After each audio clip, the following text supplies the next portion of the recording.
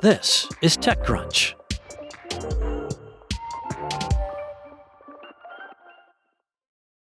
Ford executives said they have hired 350 veteran engineers. Some of them were former employees, while others had been working at suppliers, after artificial intelligence and automated systems failed to deliver the desired quality level. Bloomberg reported that the company's chief operating officer, Kumar Galhotra, told journalists that Ford had been relying more and more on automated quality systems with disappointing results. So the company brought back technical specialists, and those specialists hunt for failure points before a part ever reaches the plant floor. Charles Poon, Ford's vice president of vehicle hardware engineering, added, "Mistakenly, we thought by just introducing artificial intelligence and ingesting the design requirements that we had, that would produce a high-quality product." To be clear, this does not mean that Ford is abandoning its AI plans entirely. Instead, it's using the rehired employees, referred to as graybeard engineers, to train younger staff and reprogram AI tools. This rehiring seems to be paying off, resulting in what Ford CEO Jim Farley said are things like lowered warranty and recall costs, contributing to literally hundreds and hundreds of millions of dollars of a tailwind for Ford on cost. The automaker also claimed the top spot among mainstream brands in the J.D. Power Initial Quality Survey released this week. Launch company Rocket Lab is buying satellite operator Iridium, putting it in a position to become a more full-fledged space services company and continuing a wave of consolidation in the industry.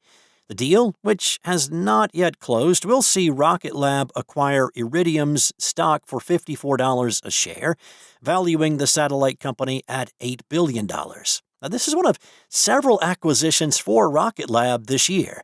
The company previously bought space robotics company Motive in May, acquired laser communications provider Mynaric in April, and purchased a precision component manufacturer back in February.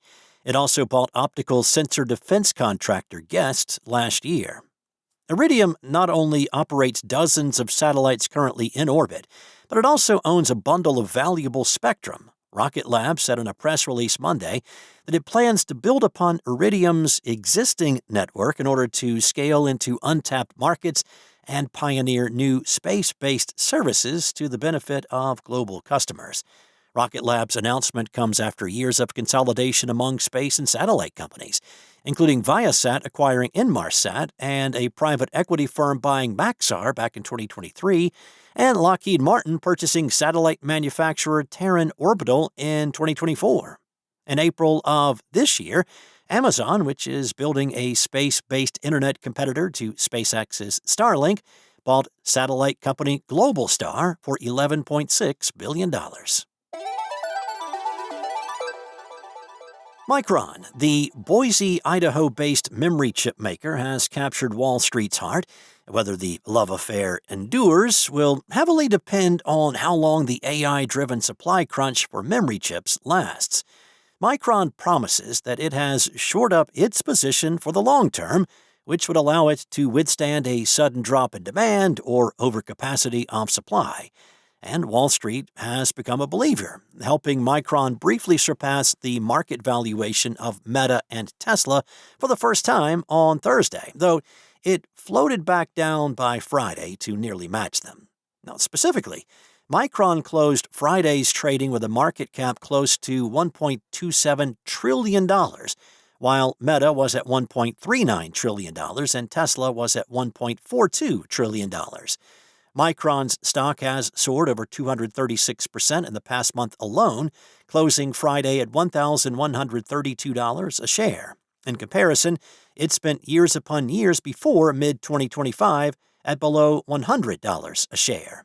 It is a dizzying rise for a company that most consumers associated with the tiny memory cards that, back in the day were commonly needed to boost PCs and smartphones or other device storage. Wall Street is not sweating over that product line. Micron is benefiting from the AI data center build-out boom that has created a shortage of system memory chips, which Micron makes, particularly high-bandwidth memory. A single AI server requires magnitudes more memory than a laptop. AI system makers like Nvidia, as well as the hyperscalers building their own systems, are buying up large quantities of memory, such as Microsoft, Amazon AWS, Google, Meta, and Oracle. This is forcing all the other companies who need memory to hoard it as well, from PC makers like Dell and HP to other kinds of device makers. This lack of supply, which has been dubbed Ramageddon, is predicted to persist into 2027, and it's already driving up the price of consumer electronics like Apple products and Xbox consoles. With the whole tech industry clamoring for more memory, Micron's delivered blockbuster third-quarter earnings last week.